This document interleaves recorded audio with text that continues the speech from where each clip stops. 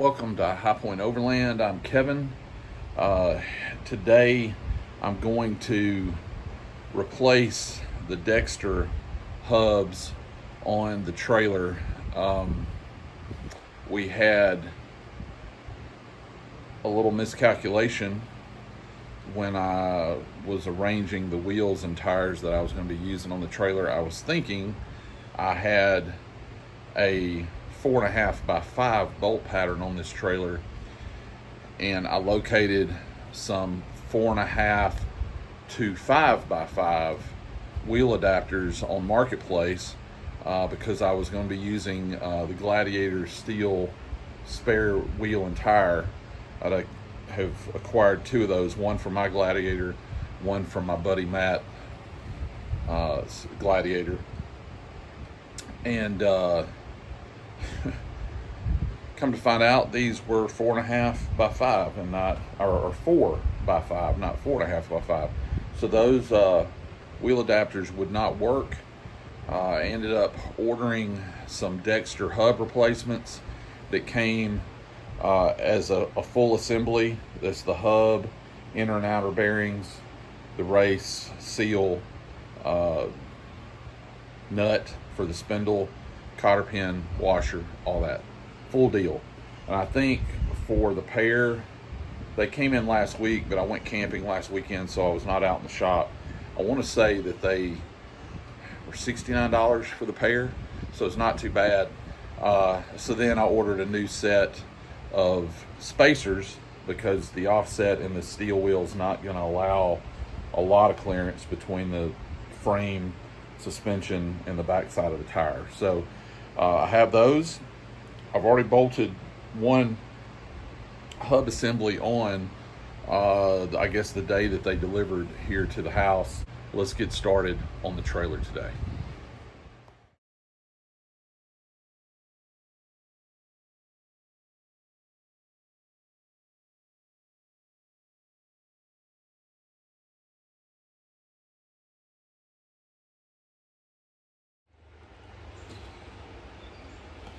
Okay, so that was pretty easy.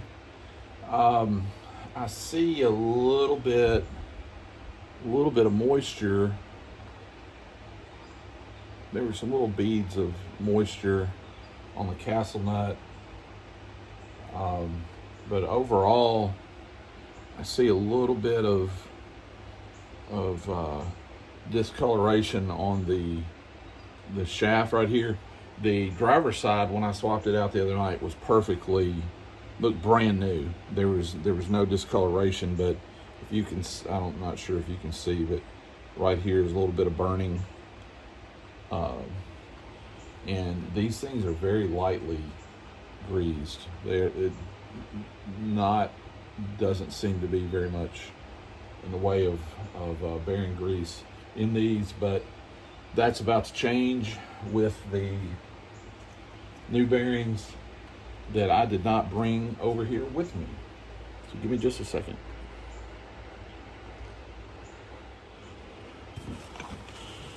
Okay, so let's see what we have here. All right, that's the rear bearing, or the inner bearing, and the seal.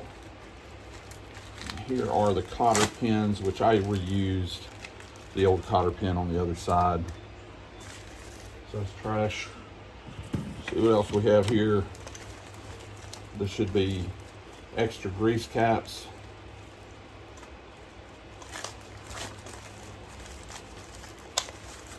Yes, extra grease caps, the rubber caps that are removable so you can place more grease without having to pull the cap.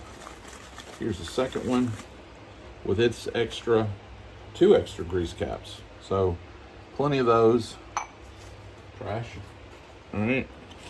And this should be, wow,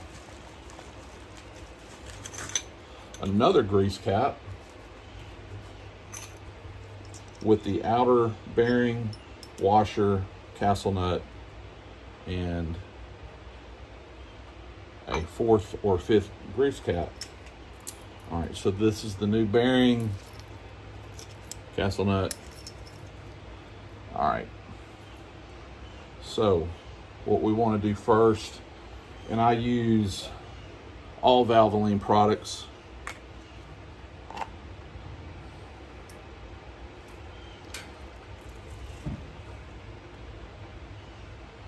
So what you want to do, I did this on, there's a video on my military, my 416, of me packing the bearings on it. So this is pretty boring stuff here, but I'm not sure what time it is. I'm probably not going to have time to do it today, but my plan was to go to the steel supply and get some steel for the enclosure for this trailer.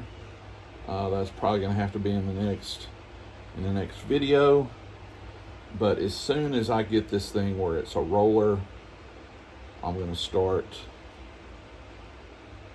with the building of the actual rack for the trailer that, like I said, will be enclosed with the rooftop tent obviously on top. I plan on doing a full 5 foot or 4.5 foot slider, so I'll have the ability to not have to crawl up inside the trailer. I'll have the ability to slide the tray out, load up my gear, slide it back in, latch it down, be done.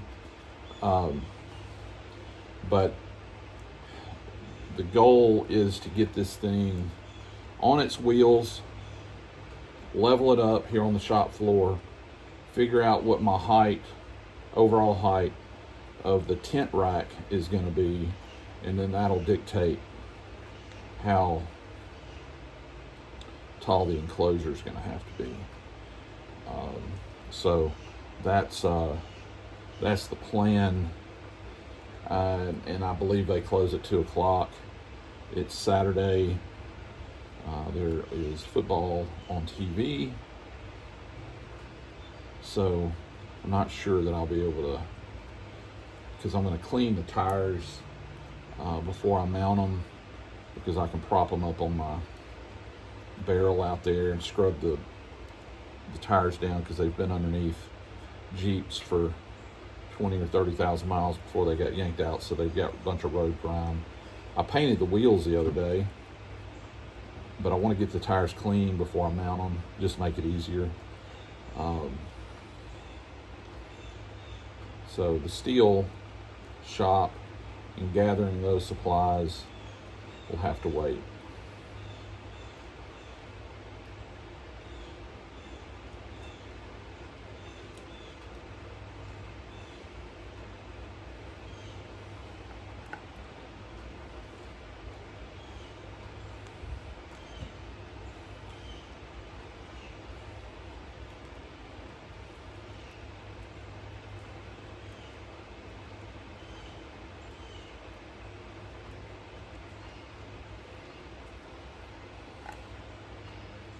These bearings, for whatever reason, there's not a large gap between the inside ring and the actual bearing, so it's very difficult to squeeze this grease in that cavity. Normally it's a little bit larger, at least I'm used to the gap being slightly larger than what's here, and I probably should have flipped the hub. No, I did flip the hub. Okay, so I should just be able to drop this down in there and put the seal in. I believe we're good. This will be off camera, obviously, but I will give you a shot once I get it in there. Gotta love the birds. We've been dealing with Hurricane Francine, Tropical Storm Francine here the last couple of days. I think we've gotten about 5 inches of rain, but it is nice and cool. here in the shop. It was raining here just a second ago. It's going to be off and on all day today, but we've needed the rain. I think it's supposed to rain all day tomorrow again. But hopefully fall is finally here. Cooler weather comes camping. I went out to the Ouachita National Forest last weekend. It was good to be back. I think it's been over a year, so that was nice. All right, let's get you down here where you can see this. All right, a little messy, but it's part of it. Here we go.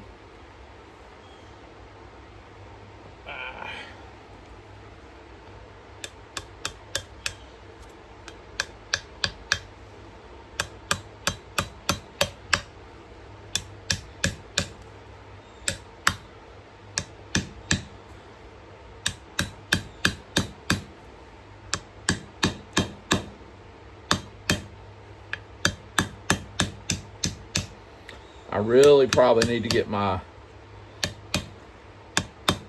yep. I fought the one on the other side because I tried to be lazy and not use my driver for my bearing seal. So let me go get that.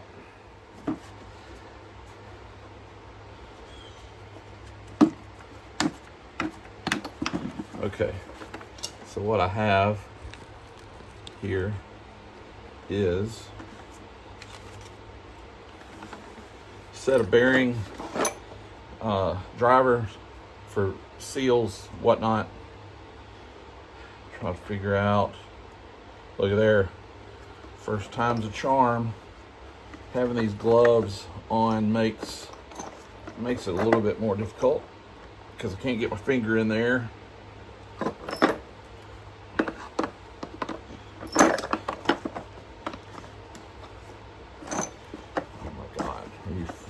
Freaking kidding me.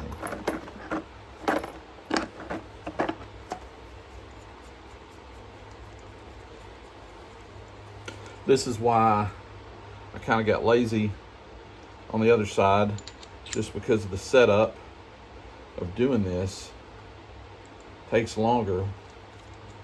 Well, not longer if it won't go in there straight, but it's kind of a pain to get all this out. Drive the stupid seal in. Mostly I've used this for driving the races in, driving them out, driving them in. The races being what the bearings ride on. And I've lost my rag.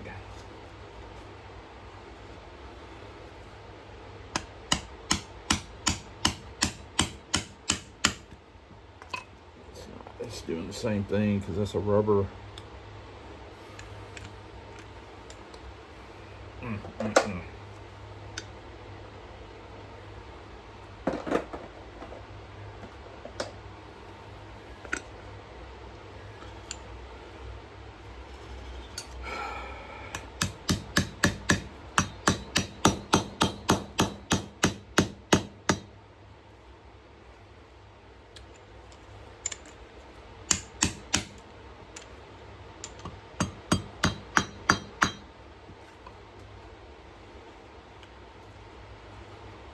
So there we go.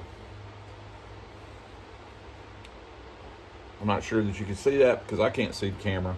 It's really tight in the shop. So I'm up against the wall, toolboxes, parts for other projects. So there we are. All right, so that's on. Let's slide it on now. There we go. Time to pack the other bearing.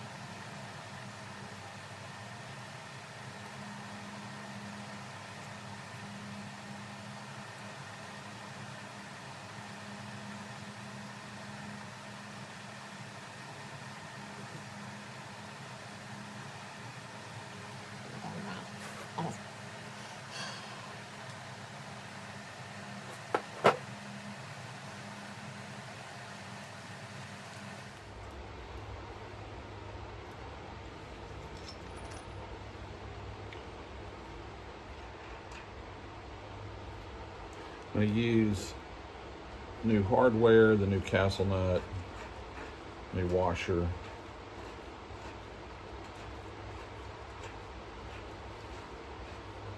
For whatever reason, this bearing did not want to slide back, but it's in there now.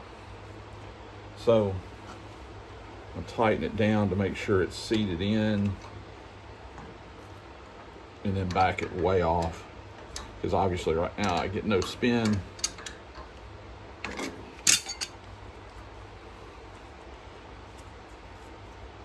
No play. A little bit of play there.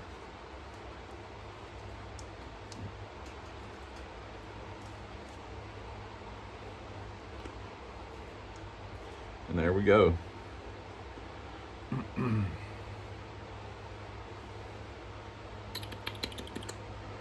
see.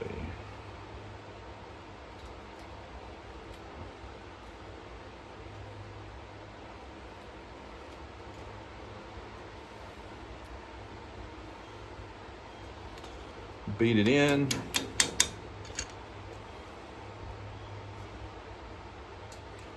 Bend it over.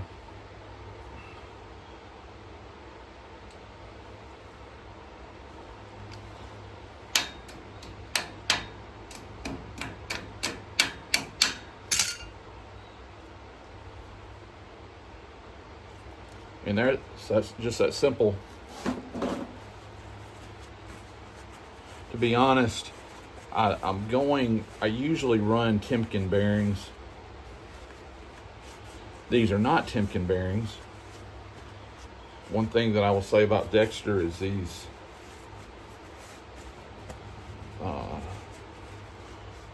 generally they're good hubs, but I don't like to cheap out on the bearings. I like to keep, if I've got a trailer and I'm running it the miles and the terrain that I'm running it on and the water crossings, whatnot, I like to have 2 or 3 sets of bearings with me. So I will keep these old bearings. I'll clean them up. I'm going to keep the old hubs. You never know.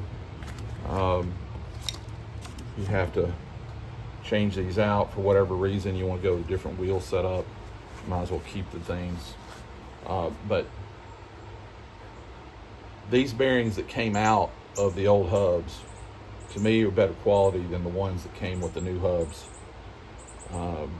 Probably a 20-year difference in the manufacturing. So it's just the way things are. But I will order a set of Timken bearings to reinstall, and then I'll have a set of Timkens for backups, and then I'll have these old set, so that'll give me 4 sets of bearings, which I should never ever have to use. So that takes care of that. We'll get the old grease cap on. No, I do not want to do that. I want to use the new, because what you can do is you pop off this rubber cap and you can pack grease in there in a pinch if you had to.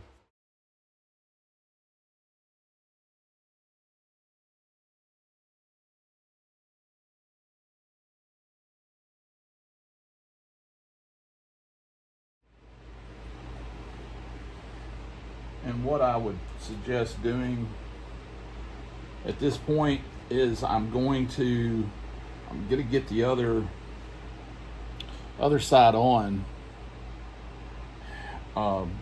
get this jacked up where I can slide at least one wheel on, and then I'll start torquing down the wheel spacer on the other side. I'm gonna have to, lock down the hub so it doesn't spin. But that's basically all we need to do. This is a hub-centric spacer, which those with, I'm not sure of JKs, but I know that the JLs and the Gladiators have hub-centric wheels, so your wheel actually will fit pretty tight along this ring here. The issue with this spacer is it's got a little bit of play on the axle hub, and you want to go slow and make sure that the spacer seats on there square, and there is a reveal on this back edge, and it feels, you know, pretty even. But you know, time will tell once it gets on the road at speed. These will come on and off as far as retorquing and all that, but it shouldn't have any issues. I ran my other trailer the same exact way, and you know, as long as you check it after every second or third trip,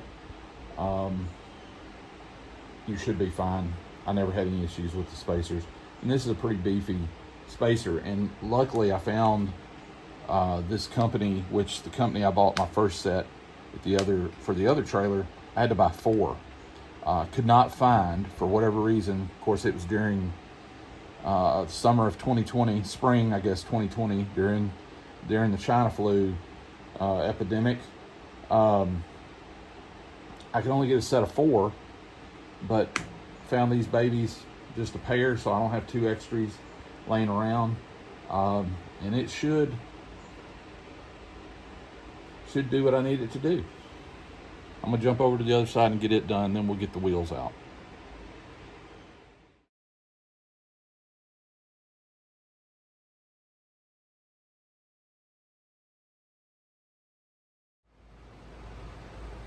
All right, so I got it bolted up. Both wheels and tires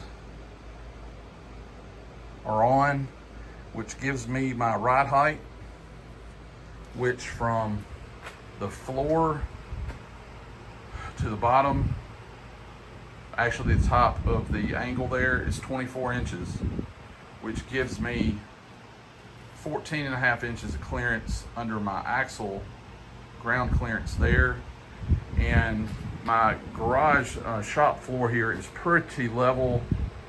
I think it's about a 1/4 inch out from this west side over here towards where I'm standing to the east side. It's about a 1/4 inch side to side, but front to back it's perfectly level. I've got the trailer up on one of my Big Daddy jack stands. The little ones, those little death traps are not tall enough. I'm at the last tooth on those, and I think those 6 tons maybe have 3 more teeth. So I stuck one of those underneath there to level it up front to back. And what I've determined is, from the bed of the trailer, this bottom of that angle there up, I'm gonna go 42 inches for my sides. Of course, the posts that will be at these beams here, cross beams there, will go up 6 to 8 inches higher to catch my roof rack for the tent. But what my next step is going to be to get a piece of sheet metal,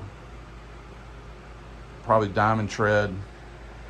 I'm gonna weld it to the platform here, just so I don't have to notch out from my post, and then weld my posts up and get the skeleton going, and probably change the design as I go, like I did with the last trailer. I'm planning on putting braces between these cross beams. I will weld a piece of tube here back to the underside of this flange here, be one on that side, one here, and then 2 in the same locations, maybe staggered, just to give it a little bit of rigidity. The tongue is going to get replaced because the coupler up there is fully welded on, and I don't want to spend the time. It'd be easier just to pull the tongue out, because I'm going to get rid of the tilt feature. You can see here it's not sitting flush. I don't like that. The tongue is kicked up.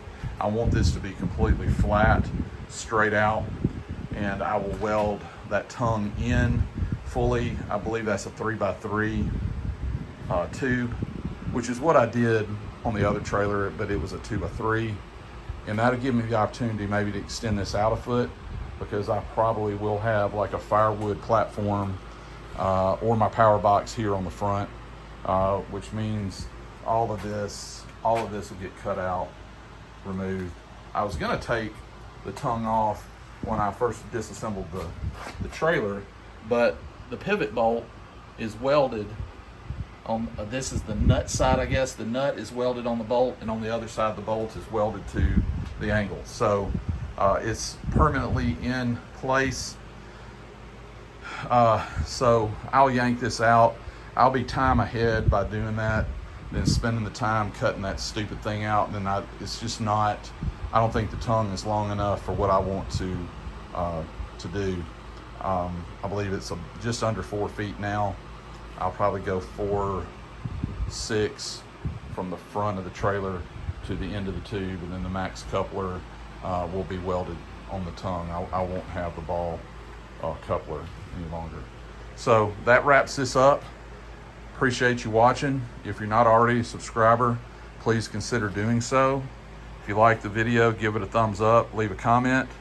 Check out my website, www.highpointoverland.com, and follow along with this build. I plan on getting that page of the website up this week, but there is a page there. There's a tab on the website for my previous build. It outlines all the products that I used on it, and it'll generally follow, this trailer build will generally follow that same build. This is going to be a little bit heavier, a little bit beefier. Always remember to pack out what you pack in. Practice leave no trace principles. Say no to overland welfare. Live your own adventures, not the adventures of stupid YouTubers that have their hand in your pocket. Till next time, see you later.